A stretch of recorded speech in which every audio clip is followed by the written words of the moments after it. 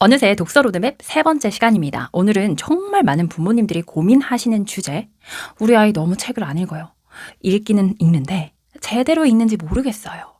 이런 고민을 해결할 수 있는 아이의 독서 수준 진단과 유형별 맞춤 솔루션을 가져왔습니다. 먼저 우리 아이가 어떤 유형인지 체크해 보겠습니다. 자, 첫 번째 유형입니다. 너무 책 읽기 싫어해요. 책을 보여주면 도망가요. 책 읽어라는 말만 해도, 책이라는 말만 해도 짜증내요. 5분도 집중하지 못해요. 글자만 보면 지루해해요. 억지로 읽혀도, 재밌게 읽어줘도 건성으로 듣고 건성으로 넘겨요. 자, 두 번째 유형입니다. 열심히 읽는 것 같은데 뭔가 남는 건 없는 것 같아요. 책을 잘 읽어요. 심지어 빨리 읽어요. 그런데 방금 읽은 내용도 무슨 내용이었어 물어보면 하나도 말을 못해요. 물으면 그냥 재밌었어 이렇게밖에 말을 못해요. 감상문을 쓰라고 하면 굉장히 막막해해요. 자, 이렇게 지금 두 가지 유형을 말씀드렸는데요. 여러분 아이는 어떤 유형의 아이일까요? 이 유형에 따라 접근법이 완전히 달라집니다. 자, 첫 번째 유형. 왜 읽기를 싫어할까? 먼저 그 원인부터 파악해 볼게요.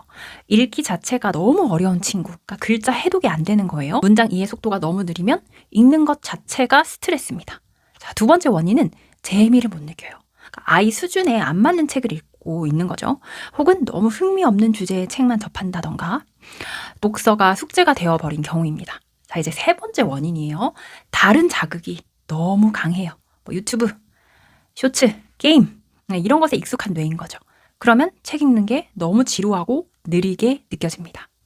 자, 이제 두 번째 유형의 친구들은 기억에 남지 않는다고 했잖아요. 왜 기억에 남지 않을까요?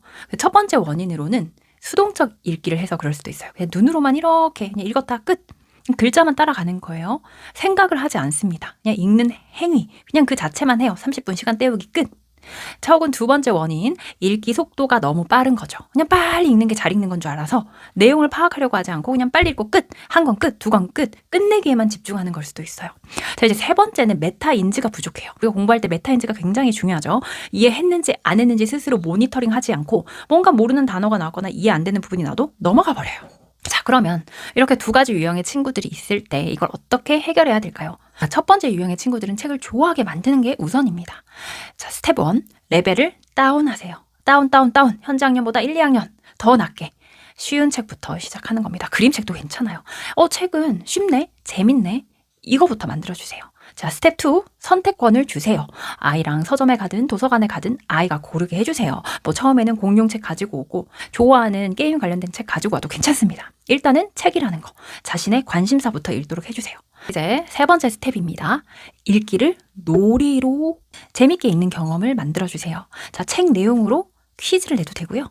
어떤 재밌는 단어가 하나 나왔으면 그걸로 문장을 만든다거나 끝말 읽기를 해보는 겁니다. 그리고 이제 네 번째 단계인데요. 작은 목표, 큰 보상. 5분만 읽자, 5분만. 이 5분을 일주일만 한번 읽어보자. 그렇게 스티커를 붙여놓고 그 작은 성취에 대한 칭찬을 크게 해주세요. 꼭 어떤 선물을 하지 않아도 괜찮아요. 이거를 매일 꾸준히 한다는 게 정말 대단한데. 정말 훌륭하다. 이런 칭찬 우리가 할 기회가 없잖아요. 칭찬의 기회를 이 책으로 만들어주세요. 자, 그 다음 이제 두 번째 유형 친구들은 깊이 읽어야 되거든요. 그러니까 그러려면 첫 번째 단계에서 능동적 읽기 훈련을 해야 돼요. 우리가 읽으면서 밑줄 긋는 거 어른들도 힘들어 하거든요. 그런데 중요한 부분에 밑줄 긋기, 아니면 인상 깊은 부분에 인덱스 붙이기, 모르는 단어 표시하고 찾아보기, 이렇게 좀 능동적으로 읽는 연습이 필요하고요. 두 번째 단계에서는 삼색 형광펜이든 삼색 그 볼펜이든 중요한 부분은 빨간색, 재밌는 부분은 분홍색, 모르는 거는 초록색, 색깔도 본인이 정하는 거예요. 그렇게 해서 어떤 부분이 재밌었고 중요하다고 생각했고 이걸 알 수 있도록 표시를 해주는 겁니다. 자, 이제 세 번째 단계예요. 읽은 후에 대화하는 건데 이게 정말 제일 중요해요. 매일 5분, 3분도 괜찮아요. 아이한테 어떤 부분이 제일 인상 깊었어?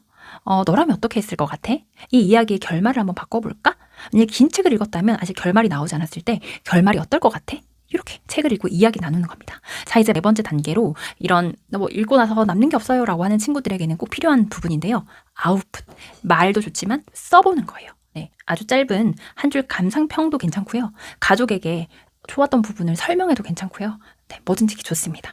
자, 마지막 다섯 번째 단계는 읽기 속도를 좀 조절하는 거예요. 하루에 한 권을 읽자라고 하지 말고 이런 친구들은 하루에 한 챕터만 읽어보자. 네, 그러면서 정독을 좀 할 수 있는 습관을 들여주고요. 이 챕터를 요약하는 습관도 필요합니다. 뭐 문단별 요약이 힘들다면 챕터별 요약도 좋고요. 이런 요약하는 거에 관련해서는 제 블로그에 잘 설명을 해놨기 때문에 아래 링크를 참고해주세요. 이걸 정리하면 읽기 싫어하는 아이에게는 재미와 성공 경험을, 열심히 읽은 것 같은데 하나도 남지 않는다는 아이에게는 능동적 읽기 훈련과 표현의 기회를 주시면 되겠습니다. 자, 그러면 이걸 위해서 아래 실천 사항들이 쭉 있는데요. 해야 할 것과 하지 말아야 할 것이 있어요. 그래서 해야 할 것 한 가지, 하지 말아야 할 것 한 가지를 골라서 댓글로 남겨주시면 미션 성공입니다. 자, 다음 시간에는 책 고르기 3원칙에 대해서 말씀드릴게요. 예술책